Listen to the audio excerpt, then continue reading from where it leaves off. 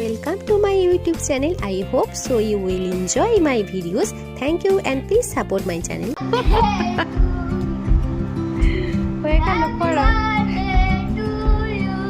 এই হলো আমার দিদির ছেলে। টিউশন থেকে ফেরার পরই সবার প্রথম আমাকে উইশ করলো, তারপরে একটু আদর করে দিল। হ্যালো সবাইকে, আমি মালবিকার গল্প কথায় আজ এক নতুন গল্প নিয়ে হাজির হলাম। ভিডিও শুরুতেই আমি দেখালাম যে আমার দিদির ছেলে আমাকে বার্থডে উইশ করে দিয়েছে। তো আজকের এই ভিডিওটা আমার বার্থডে স্পেশাল ব্লগ। তো ওই দিন সকাল থেকে এতই বৃষ্টি পড়ছে, আর আমার ওই দিন একটু চেক আপও ছিল, সে কারণের জন্য দুপুরে স্নান টান করে আমি খাওয়া দাওয়া করে চেক আপের জন্য রেডি হয়ে যাই। তো ওটাই ভাবছি যে এত বৃষ্টি পড়ছে কিভাবে বেরোবো, বা আমাদের সন্ধ্যেবেলারও একটু প্ল্যান ছিল, সেটাও বা কী করে হবে।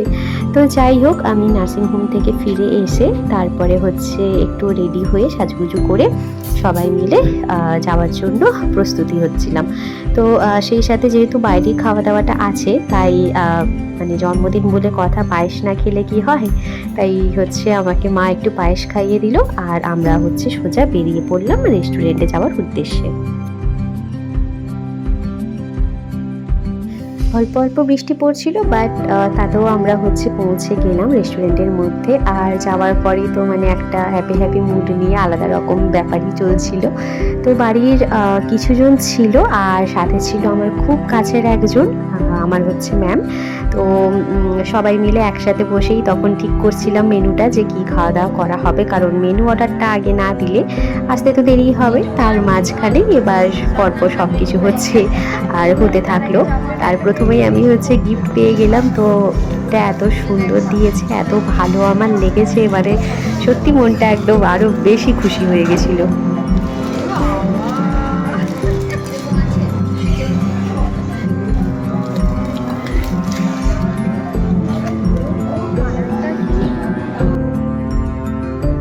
শাড়িটা আমার এতই পছন্দ হয়েছে, তারপর তো আমি ডিসাইড করে নিলাম যে এই শাড়িটা আমি পুজোর সময় একবার হলেও পরবো। তো নতুন শাড়ি পরতে কার না ইচ্ছে হয়, মানে পরার জন্য তো আমার মন সবসময় ছটফট করে। যাই হোক, তো এইভাবেই ওখানে একটু আমাদের সময়টা কাটছিল। তারপরে আমরা সোজা একটু ফটো তুলতে শুরু করে দিই, কারণ তখনও পর্যন্ত খাবার আসেনি। তো তাই ভাবলাম বেশ বেকার বসে থেকে লাভ নেই, আমরা ফটোগুলো তুলতে শুরু করি। তো ফটো তুলতেই তারপরে আমাদের খাবারগুলোও চলে আসে, আর সেই সাথে তখন কেক কাটিংয়ের ব্যাপারটাও সেরে ফেলা হয়। একটা আমার ম্যাম এনেছিল একটা কেক, আর একটা বাড়ি থেকে। তো দুটো কেকই তাই পর রাখা হলো, আর দুটো কেকই কিন্তু খেতে বেশ সুন্দর লেগেছিল।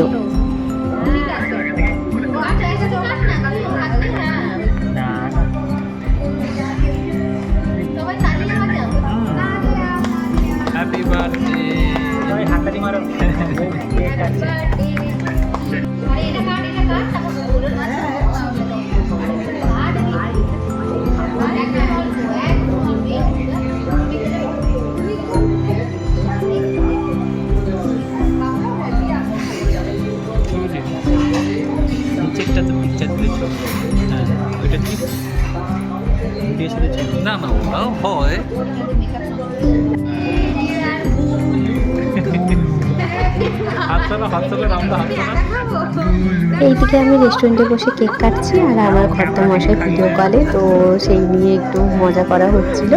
যেহেতু বাইরে থাকে তাই আসতে পারবে সেরকম ব্যাপারটাও নয়, অনেকটাই দূর। আর সেই কারণের জন্য বাড়িতে কাছাকাছি যারা ছিল সবাইকে নিয়েই ছোট্ট করে একটু সেলিব্রেশনটা হয়ে গেল। তো কেক কাটিংয়ের পর আমরা খাওয়া দাওয়াটা শুরু করে দিই। স্টার্টারে প্রথমে যেটা ছিল সেটা আমরা একটু শুরু করলাম খেতে, তারপরে আমাদের ডিনারে যে আইটেমগুলো দেওয়া হয়েছিল সেগুলো সব চলে এলো। এখানে ভিডিওটা শেষ করলাম, আর সকলে ভালো থাকবেন, সুস্থ থাকবেন। নেক্সট কোনো ভিডিও নিয়ে আবার দেখা হবে। থ্যাংক ইউ সবাইকে।